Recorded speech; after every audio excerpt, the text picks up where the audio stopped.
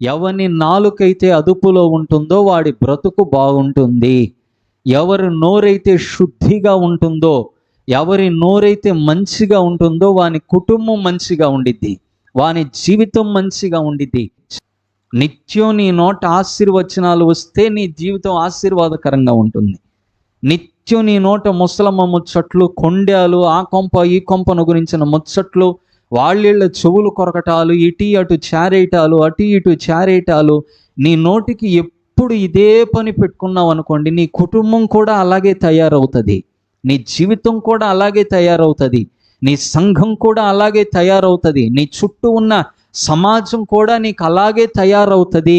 మితంగా మాట్లాడడం అలవాటు చేసుకోగలిగితే, ఎంతవరకు మౌనంగా ఉండాలో అంతవరకు మౌనంగా ఉండడం నేర్చుకొనగలిగితే, ఖచ్చితంగా రాబోయే రోజుల్లో మంచి దినాలు నీ జీవితంలో నువ్వు చూడబోతా ఉన్నావు.